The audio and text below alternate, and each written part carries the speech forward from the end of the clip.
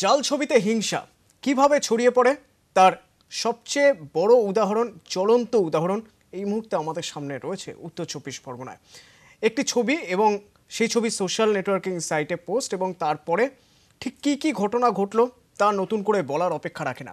কিন্তু যে ঘটনা ঘটেছে সেই ঘটনা দ্রুত থামানোর চেষ্টা হয়েছে, প্রশাসন চেষ্টা করেছেন, শুভবুদ্ধি সম্পন্ন মানুষ চেষ্টা করেছেন এবং যারা আক্রান্ত অর্থাৎ সাধারণ মানুষ যাদের উপর দিয়ে এই ঝড় বয়ে যাচ্ছে তারা চেষ্টা করেছেন। তারপরেও নতুন করে বিক্ষিপ্তভাবে বিভিন্ন জায়গায় আগুন জ্বলেছে। কেন জ্বলেছে? তার কারণ কিছু ছবি, যে ছবিগুলোর সত্যতা যাচাই করা অবশ্যই প্রয়োজন। কারণ সোশ্যাল নেটওয়ার্কিং সাইটে এই মুহূর্তে কিছু ভিডিও, কিছু ছবি ঘুরে বেড়াচ্ছে, যে ছবিগুলো, যে ভিডিওগুলোর সত্যতা নতুন করে প্রশ্নের মুখে তুলে দেয়। সেরকমই কিছু ছবি এই মুহূর্তে আপনাদের দেখাবো। প্রথমে একটি ছবি দেখিয়ে নেওয়া যাক। যে ছবিটি পোস্ট করেছেন তিনি দাবি করছেন এই ছবিটি বাদুড়িয়ার ছবি, সেখানে কিভাবে নির্যাতন করা হয়েছে তার ছবি। সেই ফেক ছবি আপনাদের সামনে, সেই ফেক পোস্ট শুদ্ধ। আসল ছবিটা কি? ভোজপুরি ছবি औरत खिलौना नहीं, সেই ছবির একটি শুটিংয়ের দৃশ্য। সেই দৃশ্যটি ফেসবুক পোস্ট করে ঘুরে বেড়াচ্ছে বাদুড়িয়ার ছবি বলে, হিংসা ছড়ানোর জন্য যা যথেষ্ট। আরও একটি ছবি দেখে নেওয়া যাক। এই ছবিটি দেখুন, যেখানে উন্মত্ত জনতা একজনকে রাস্তায় ফেলে মারছে। এই ছবিটি উত্তর চব্বিশ পরগনার বলে চালানো হয়েছে। আসল ছবি বাংলাদেশের জনরোষের ছবি, ভিডিও ফুটেজ, সেখান থেকে স্টিল ছবি নেওয়া হয়েছে, স্ন্যাপশট নেওয়া হয়েছে এবং ফেসবুকে পোস্ট করা হয়েছে বাদুড়িয়ার ঘটনা বলে, উত্তর চব্বিশ পরগনার ঘটনা বলে। এবং সেই ছবি যখন ছড়িয়ে পড়ছে দাবানলের মতো, খুব স্বাভাবিকভাবেই আরও বেশি হিংসা ঘটছে বা মানুষের মনে হিংসা তৈরি হচ্ছে। কিন্তু ফেক ছবি আর আসল ছবির জায়গার তফাৎ, সময়ের তফাৎ, ঘটনা পরম্পরার তফাৎ এবং প্রেক্ষিত আলাদা। আরও একটি ছবি দেখুন। এই ছবিতে দেখা যাচ্ছে দীপেন্দ্র বিশ্বাসের ছবি এবং তার সঙ্গে দেখা যাচ্ছে যে ঝাঁটা নিয়ে প্রচুর মহিলা রয়েছেন যারা দীপেন্দ্র বিশ্বাসকে নাকি ঝাঁটা দিয়ে মেরে তাড়িয়ে দিয়েছেন, এরকমই খবর বসিরহাটে। এটা ফেক ছবি। আসল ছবি দেখুন। যেখান থেকে ঝাঁটা হাতে মহিলাদের ছবি নেওয়া হয়েছে সেটি বেঙ্গালুরুতে পুরকর্মীদের ঝাঁটা নিয়ে একটি র্যালি ছিল, সেই র্যালির ছবি, তার সঙ্গে দীপেন্দুর ছবি লাগিয়ে ঠিক এরকমই পোস্ট। বসিরহাটে আক্রান্তদের বাড়িতে গিয়ে ঝাঁটার মুখে পড়তে হলো দীপেন্দুকে। আরও একটি ছবি দেখাবো আপনাদের। দেখুন এই ছবিটি ফেক ছবি। যদিও এই ছবিটিকে বলা হয়েছিল যে এই ছবিটি হলো কার্তিক কুমার ঘোষের, অর্থাৎ যার মৃত্যু হয়েছে কিছুদিন আগেই আর্জি করে। আদতে এই ছবিটি কার্তিক চন্দ্র মেথিয়ার, যিনি 2014 সালে যার মৃত্যু হয়েছিল দক্ষিণ চব্বিশ পরগনার ফলতায়। এবং সেই ঘটনায়, তার খুনের ঘটনায় 5 জন ইতিমধ্যেই গ্রেপ্তার হয়ে গেছে, তাদের বিরুদ্ধে বিচার চলছে। অথচ এই ছবিটি কার্তিক কুমার ঘোষের বলে চালানো হচ্ছে হিংসা ছড়ানোর উদ্দেশ্যে। আরও একটি ছবি দেখুন। এই ছবিটি বাজারে ছড়ানো হচ্ছে, যে ছবিতে বলা হচ্ছে যে আক্রান্ত বা যে ধরনের ঘটনা ঘটিয়েছে সে সৌভিকের মা বাবা, তাকে কিভাবে মারা হয়েছে এই বলে প্রচার করা হচ্ছে। আসলে এই ছবিটি বাংলাদেশের, এবং যখন ধুলাগড়ে কিছু ঘটনা ঘটে তখন ধুলাগড়ের ঘটনার সময়ও এই ছবিটিকে পোস্ট করা হয়েছিল আক্রান্ত বলে। তারপর বাদুড়িয়ার ঘটনার পরেও যে ছবি পোস্ট করেছে তার মা বাবাকে কিভাবে মারা হয়েছে সেটা বোঝানোর জন্য এই ছবি পোস্ট করা হয়েছে, ফেক ছবি। এবং এই ফেক ছবি হিংসা যেমন ছড়াচ্ছে, তেমনি যেসব জায়গায় অশান্ত হয়ে রয়েছে প্রশাসন চেষ্টা করছে শান্ত করার, ঠিক সেই সব জায়গায় অশান্তির আগুন আরও বাড়িয়ে তুলছে। যারা এই ধরনের ফেক ছবি ছড়াচ্ছেন তাদের বিরুদ্ধে কঠোর পদক্ষেপ করা হচ্ছে। ইতিমধ্যেই কলকাতা থেকে একজনকে গ্রেপ্তার করা হয়েছে ফেক ছবি পোস্ট করার জন্য, তাকে গ্রেপ্তার করা হয়েছে, তার বিরুদ্ধে ব্যবস্থা নেওয়া হবে। এই বিষয়ে আলোচনা করব এই মুহূর্তে। আমাদের সঙ্গে রয়েছেন পঙ্কজবাবু, রয়েছেন অবসরপ্রাপ্ত আইজি পঙ্কজ দত্ত এবং রয়েছেন সৌম্যজিৎ রাহা, আইনজীবী। প্রথমে সৌম্যজিৎ বাবুর কাছে একটু জেনে নিতে চাইব, গ্রেপ্তার করা হয়েছে একজনকে এবং কলকাতা পুলিশের মেল আইডিতে প্রচুর ছবি যাচ্ছে, প্রচুর স্ক্রিনশট পাঠানো হচ্ছে, প্রচুর অভিযোগ যাচ্ছে। যাদের বিরুদ্ধে অভিযোগ যাচ্ছে বা যাকে গ্রেপ্তার করা হয়েছে তাদের বিরুদ্ধে কি পদক্ষেপ, আইনি পদক্ষেপ হবে? প্রথম কথা হচ্ছে যে এই জায়গায় দেখতে হবে যে ফেক পোস্টগুলোর অ্যাকচুয়াল ইন্টেনশনসটা কি। এখানে যেমন আপনার বললেন যে ফেক পোস্টের ইন্টেনশনটা হচ্ছে টু স্প্রেড রাইটস, তাহলে প্রথম কথা হচ্ছে এখানে আইনি পদক্ষেপ হিসাবে প্রথম দেখাতে হবে যে তাদের যে সেকশনসগুলো ইনকর্পোরেট করতে হবে সেখানে হচ্ছে যেমন হচ্ছে দে আর ফরজিং সার্টেন পিকচার্স, সেই সংক্রান্ত ফরজারি সেকশনস যাবে, আইটি একটা সেকশনস যাবে, ইনফরমেশন টেকনোলজি অ্যাক্টের। এছাড়া হচ্ছে রাইটিং বা কোনো জায়গায় যদি দেখা যায় যে রিলিজিয়াস সেন্টিমেন্টস হার্ট করার জন্য আছে তাহলে সেই কনসার্ন সেকশনসও অ্যাড হবে। সেই সেকশনসগুলোর ওপরে বেস করে পুলিশের ইনভেস্টিগেশন ইনিশিয়েট করবে। এবং এই ইনিশিয়েট করতে গেলে এখন দেখছেন যেভাবে অ্যারেস্ট হচ্ছে, যেখানেই যারাই পোস্ট করুন তার কনসার্ন আইপি অ্যাড্রেস দিয়ে, ম্যাক অ্যাড্রেস দিয়ে ডিটেকশনটা খুব বেশি কিন্তু সময় সাপেক্ষ ব্যাপার না। হ্যাঁ, যদি মানে এই পোস্টটা অন্য কোনো স্টেট বা অন্য কোনো জায়গা থেকে হয় সেই ক্ষেত্রে কিছু ক্ষেত্রে অসুবিধা হতে পারে, অন্য স্টেট বা আউট অফ দ্য কান্ট্রি হয়। কিন্তু নর্মালি যদি লোকালি হয় আমার মনে হয় না ডিটেকশনটা খুব বেশি অসুবিধা হবে। But ultimately the sections that has to be incorporated is they are provoking, they are instigating for the purpose of riots, or they if they are hurting any religious sentiment তার জন্য যে প্রভিশনস অফ ল আছে সেইগুলোকে দিয়েই হচ্ছে কিন্তু initiate করতে হবে কেসটা। পঙ্কজ বাবুর কাছে একটু জানতে চাইবো, social networking site, virtual world একটা এমন একটা ব্যাপার যে ওয়াশিংটন ডিসিতে বসে কেউ একজন পশ্চিমবঙ্গ নিয়ে পোস্ট করতে পারেন, বা এমনও হতে পারে আমাদের রাজ্যেরই বিভিন্ন প্রান্ত থেকে একই পোস্ট বিভিন্ন লোক শেয়ার করছেন। পুলিশি নজরদারি কতটা সম্ভব, কিভাবে সম্ভব? সাইবার সেল সত্যিই কি সক্ষম এই পুরোটা নজরদারি করতে? অতনু, আমাদের মনে রাখতে হবে যে ইন্টারনেট বলে যে বস্তুটা আছে তার কিন্তু it's a rather recent phenomenon. 1993 সালের পরে কিন্তু ইন্টারনেট আমাদের ভারতবর্ষে এসছে এবং সোশ্যাল নেটওয়ার্কিং সাইট যেগুলো আপনি বলছেন মেইনলি ফেসবুক অ্যান্ড টুইটার, তাদের কিন্তু বয়স বেশি না। জুকেরবার্গের ফেসবুক এবং টুইটার এগুলো কিন্তু ভেরি রিসেন্ট ফেনোমেনন এবং এইটা আপনাকে মনে রাখতে হবে। আমি আপনাকে দুটো জিনিস বলছি, হয়তো আমার মনে হয় আমার কো প্যানেলিস্ট আমার সঙ্গে একমত হবেন। দেখবেন দুরকম ফোন আছে, স্মার্টফোন অ্যান্ড ফিচার ফোন। তার মধ্যে স্মার্টফোন ছাড়া কিন্তু আপনি এগুলো ব্যবহার করতে পারবেন না। অর্ডিনারি ফিচার ফোনে আপনি এগুলো কিন্তু নোহাউটা নেই। তাহলে আমি একটা পরিসংখ্যানে পাচ্ছিলাম যে সারা ভারতবর্ষে এইরকম বোধহয় এখন অবধি ফোন হোল্ডারের সংখ্যা 34 ক্রোর্স আউট অফ 125 ক্রোর্স দেশবাসীর মধ্যে 34 কোটি। তাহলে 34 কোটির হচ্ছে সারা ভারতবর্ষে, তাহলে তার মধ্যে আমাদের স্টেটের অনেক সংখ্যা কম। তার মধ্যে যাদের আবার ফেসবুক অ্যাকাউন্ট আছে বা টুইটার অ্যাকাউন্ট আছে তাদের সংখ্যা কিন্তু মানে রিয়েলি ইনসিগনিফিকেন্ট, খুব বেশি কিন্তু লার্জ নাম্বারে নেই, এটা বলছি। এবং এদেরকে ডিটেক্ট করা খুব একটা কঠিন কাজ না। এটা আপনি জানবেন, আমি আপনাকে বলছি, আমাদের ওয়েস্ট বেঙ্গলে লালবাজারে, সিআইডিতে এবং আইবিতে 3 জায়গাতে আপনি দেখবেন যে এই ধরনের ডিটেকশনের কিন্তু পদ্ধতি 3 জায়গাতেই আছে। এবং আমাদের যে সাইবার সেল যেগুলো আছে, একটাই বিপদ আছে, সেটা হচ্ছে সংখ্যাটা বেশি নেই। যেমন দেখবেন আমাদের এই সেক্টর 5-এ একটা সাইবার ক্রাইম থানা আছে, একটা থানা আছে, তারা ডিল করে।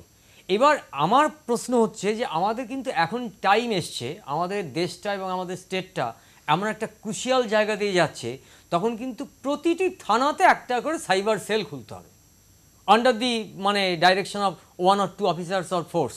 এইটা আপনি না রাখলে আপনি এই মেনাসকে কিন্তু ট্যাকল করতে পারবেন না। এখন যেটা হচ্ছে আপনি দেখবেন রাদার সেন্ট্রালি হচ্ছে। আপনি একটা কিছু করলে দেখবেন লালবাজারের সাইবার সেল আছে, সেখান থেকে সেন্ট্রালি ট্যাকল করছে, আমাদের সল্ট লেকে সেক্টর 5-এ সেন্ট্রালি ট্যাকল করছে। এভাবে কিন্তু হবে না, আপনাকে ডিল করতে হবে আমাদের যত 474টা পুলিশ স্টেশন থাকলে 474টা পুলিশ স্টেশনেই কিন্তু আপনাকে এইরকম সাইবার সেল চালু করতে হবে। তাতে থাক না 1জন বা 2জনকে দিয়ে আপনি চালু করুন, তাহলে কিন্তু এইটাকে ট্যাকল করা যাবে এবং এটাকে শক্ত করে মুঠিটা চেপে ধরা যাবে। সৌম্যজিৎ বাবু, খুব ভালো একটা তথ্য দিলেন পঙ্কজ বাবু, যে ঠিক কতজন কাদের হাতে স্মার্টফোন আছে আর কারা ইন্টারনেট পরিষেবা ব্যবহার করছে, সেখান থেকে ভাগ করে করে ঠিক কতজন ফেসবুক বা টুইটার হ্যান্ডেল করছেন সেটা জানা যাবে। কিন্তু তার পাশাপাশি এটাও সত্যি যে একজনের একাধিক অ্যাকাউন্ট রয়েছে ফেসবুকে, টুইটারও। সেক্ষেত্রে একজন একের বেশি অ্যাকাউন্ট হোল্ড করছেন, কোথাও কি একটা আইন আনা প্রয়োজন যে একের বেশি বা দুইয়ের বেশি অ্যাকাউন্ট থাকতে পারবে না? কারণ যত বেশি সংখ্যক এই ধরনের ঘটনা ঘটছে বা এই ধরনের ছবি ছড়ানো হচ্ছে, তার বেশিরভাগটাই ফেক অ্যাকাউন্ট। অবশ্যই, কারণ একটা we have to put a check somewhere. কারণ একটা জায়গায় যদি আমি এটাতে দাড়িটা না টানি, তাহলে তো একটা মানুষের হচ্ছে সারাদিন যার ইন্টেনশন হচ্ছে, যারা এই ফেক পোস্ট বানানো, বা ধরুন হচ্ছে পার্টিকুলার গ্রুপ অফ পিপল একটা 4টে লোককে মাইনে দিয়ে রাখলো, তাদের সারাদিন ধরে এই কাজটাই করবে, এই ধরনেরই পোস্ট করবে, তাহলে তো তাদের প্রতিদিন হচ্ছে তারা 50-60টা করে প্রোফাইল বানাবে এবং সেটাকে হচ্ছে যাবে। রিসেন্টলি লক্ষ্য করবেন ফেসবুকে একটা আপনার প্রোফাইল পিকচারটা সিকিউর করার জন্য, যাতে কেউ ডাউনলোড না করতে পারে, না সেভ করতে পারে, তার জন্য আলাদা একটা সিস্টেম প্রোভাইড হয়েছে, উইচ প্রোভাইডস যে আপনার ফেসবুকের পার্টিকুলার ডিপিটা, সেটা প্রোফাইল পিকচারটা আপনি ওখানে লক করতে পারেন, যাতে আপনারা অন্য কেউ সেটা ব্যবহার না করতে পারে। সিমিলারলি আজকে আমি একটা খুব ছোট্ট এক্সাম্পল দিচ্ছি, যেমন একজনের জিমেলে 10টা 12টা যত আইডি হোক, মূলত একটা হচ্ছে মাস্টার কোনো আইডির সাথে এটা লিঙ্ক করে দেয়। আমার বক্তব্য হচ্ছে যে একটা মানুষের তার কাজের পারপাসে একটা 10টা যেটা আইডি থাকতে পারে, ইমেল আইডি থাকতে পারে। আমার বক্তব্য এই জিমেল অ্যাকাউন্ট গুগলের বা ফেসবুক বা টুইটার, এগুলো তো মূলত অপারেটেড হয় সমস্ত সার্ভার বা এদের তো বাইরে। অবভিয়াসলি এই জায়গায় কোনো জায়গায় ট্রিটি থাকা উচিত আমাদের। আমি একটা এক্সাম্পল দিই, this is a suggestion. Every time you open an account or you have to existing অ্যাকাউন্টসকে রেগুলারাইজ করতে গেলে, সাপোজ আমি বললাম আধারে লিঙ্ক করতে হবে, ফর এক্সাম্পল আমি বললাম একটা সাজেশন, যেমন বিভিন্ন ক্ষেত্রে লিঙ্ক করা হচ্ছে, তাহলে কিন্তু মাল্টিপ্লিসিটি অফ দ্য অ্যাকাউন্টসটা আমার মনে হয় আটকানো যাবে। এবং সবথেকে ইম্পর্টেন্ট কথা হচ্ছে যে সেই জায়গায় দাঁড়িয়ে একটা লোককে ডিটেকশনটা হচ্ছে ভেরি ইজিয়ার হবে। আমার বক্তব্য হচ্ছে যেমন আমি একটা জায়গায় মাল্টিপ্লিসিটি আটকাচ্ছি, তেমন আমার তো হচ্ছে ক্রাইমটাকে কোথাও একটা প্রিভেন্ট করার একটা মেজার, তেমন হচ্ছে যদি ক্রাইম হয় সেটা ডিটেকশনেরও একটা প্রসিডিওর রাখতে হবে। তখন অটোমেটিক্যালি একটা লোকের ওই এখন কি হচ্ছে, এখন একটা পার্টিকুলার আইপি ডিটেক্ট করছে, তার থেকে ম্যাক ডিটেক্ট হচ্ছে, সেইটার থেকে আমি ডিটেক্ট করছি হচ্ছে যে পার্টিকুলার সেই ইন্টারনেট কানেকশনটা কার নামে। হয়তো দেখা যাচ্ছে হচ্ছে আলটিমেটলি দেখা গেল ইন্টারনেট কানেকশনটা একজনের নামে, ইউজ করছে অন্য একটা লোক, বা সেই পার্টিকুলার ইন্টারনেট কানেকশনটা একজন নামে, কিন্তু ফেসবুক বা টুইটারের ডিটেলসটা আলাদা। তখন কি করতে হয়, এখানকার ইনভেস্টিগেটিং অথরিটি সেইগুলো গুগল থেকে বা ফেসবুককে মেল শ্যুট করে তারপরে তার রিপ্লাই নিয়ে তার ডিটেলসগুলো বার করে তবেই হচ্ছে ইনভেস্টিগেশনটা হচ্ছে। কিন্তু যদি এটা আমি বলছি একটা লোকাল অ্যারেঞ্জমেন্ট হিসাবে, obviously there should be a collaboration with Facebook and Twitter, যে এই ধরনের যদি ইফ ইট ইজ লিঙ্কড, আমি বললাম তো বেস্ট হচ্ছে এখন তো সব কিছুতে আধারের লিঙ্ক করা হচ্ছে, ওয়াই নট দ্য অ্যাকাউন্টস। মানুষ যদি মিসইউজ না করার ইচ্ছা থাকে তাহলে তো সে অটোমেটিক্যালি তার লিঙ্ক করতে কোনো আপত্তি থাকবে না। যে কোনো কিছু মিসইউজ তার যদি হয় সে সঙ্গে সঙ্গে ডিটেকশনটা হয়ে যাবে। তো দেয়ার শুড বি, আমি একটা এক্সাম্পল দিলাম, there might be some other suggestions also. এই ধরনের একটা কিছু জায়গায় আমাদের চেক রাখাটা খুব ইম্পর্টেন্ট দরকার। একটা ছোট্ট বিরতি নিচ্ছি, ফিরে আসছি খুব তাড়াতাড়ি, এই আলোচনায় থাকবো, সঙ্গে থাকুন।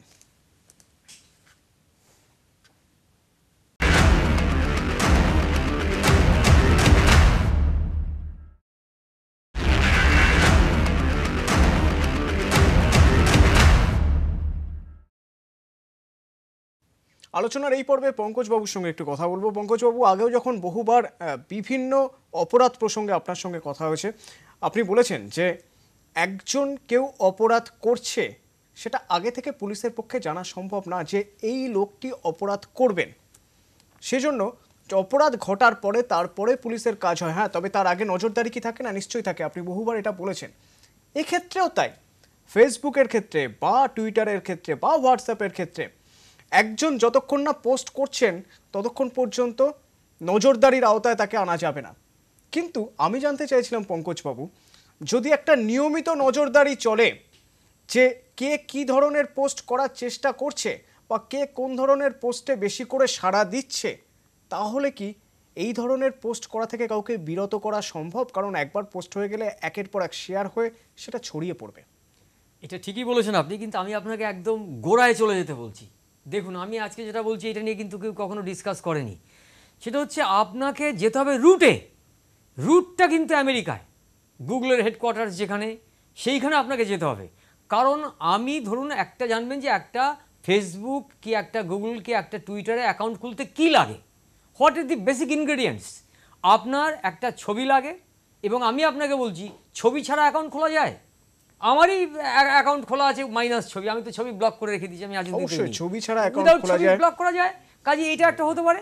সেকেন্ড জিনিস হচ্ছে আমি আপনাকে বলছি একটা মোবাইল টেলিফোন নাম্বার লাগবে আর কয়েকটা পার্টিকুলার চাই, দিস মাচ।